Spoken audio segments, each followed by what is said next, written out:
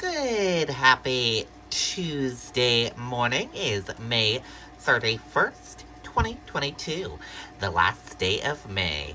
And welcome to this Tuesday morning edition of your morning news update right here on the Riley King Radio Network.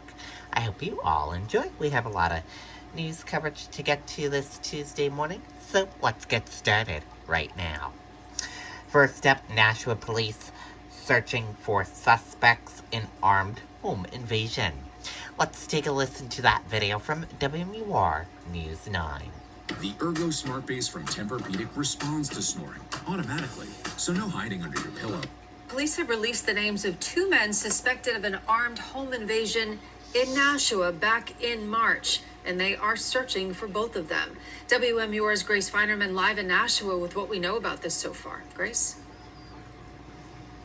Jen, just a couple of hours ago, police released the names of those two suspects who they say are considered armed and dangerous. And again, this alleged incident happened back in March, but police say these two men are still at large. Take a look at this right here. You can see their mug shots. 20-year-olds Yester Pasquale of Nashua and 21-year-old Melvin James Campbell, the fourth of Nashua. These two men allegedly broke into a home on March 1st. Officers met with the victim at Southern New Hampshire Medical Center, who suffered non-life-threatening injuries during the incident. And that victim reported multiple people forced into his home, assaulted him, and stole from inside. Now, some people living in the city are expressing their concern. I have a family, kids, and so forth. But, any city's going to have its, share of crime. But, coming back as far as March, I don't know that it's a regular occurrence, so you don't see too much of that. And if you have any information about these two men, you're asked to contact Nashua Police. Again, these two men are considered armed and dangerous, so police say not to go up to them. Live in Nashua, Grace Feinerman, WMUR News 9. Okay, and there you go on that video and that report. Jogger hit in Meredith. Let's take a listen to that video from WMUR News 9. Meredith police are searching for the driver who hit a jogger and took off. The victim had to be flown to the hospital. And tonight we are getting an update on her condition. WMUR's Mike Cronin in Meredith now with the latest. Well, the good news tonight, police say that victim has been released from the hospital. She's now at home and recovering. Yesterday morning, police say a 67-year-old Samberton woman was jogging near the intersection of Chemung and Higgins Road. It's a heavily wooded area. The roads are not paved, and there aren't many houses around. Police say the jogger was hit by a car and suffered serious injuries. She had to be med-flighted from Concord Hospital to Dartmouth Hitchcock Medical Center. But again, she is back home tonight. Meanwhile, investigators say the driver took off from the scene. The suspect vehicle is believed to be a 2016 to 2018 Toyota RAV4 with front left end damage. Anyone who might have any information at all is urged to call Meredith Police. In Meredith, Mike Cronin, WMUR News 9.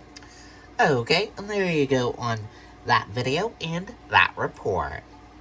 Memorial Day parades make a comeback after COVID pause. Let's take a listen to that video from WMUR News 9.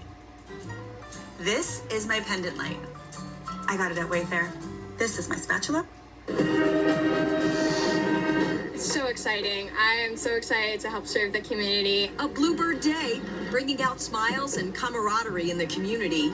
But there's a deeper meaning here, and parade goers and marchers know it. The freedoms that we have, the way we live, none of it has ever been for free. It took a great deal of courage. It took a lot of loss of life. Over 1 million have died since the Revolutionary War. We've had 44 New Hampshire service members that have died since 9/11 in combat.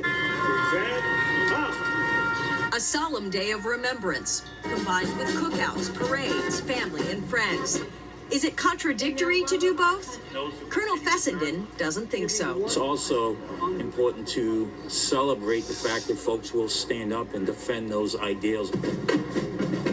Marching bands are committed to service as well, calling it a passion and a sport that is sometimes underrated. Your feet will hurt, your arms will hurt, and you'll be very hot and tired by And the you want to go by the home end. and take a shower. Afterwards, it's just the sense of reward from serving the community and being around all these amazing people. It's just worth it. Gratitude in the face of divisiveness in our country right now. I think as we watch what's happening across the world today, I think maybe we have a renewed appreciation for folks that will stand up and give their lives for a greater cause. Memorial Day became an official federal holiday in 1968. 54 years of honoring military sacrifice for our freedom. In Concord, Amy Cavino, WMUR News 9. Okay, and there you go on that video and that report.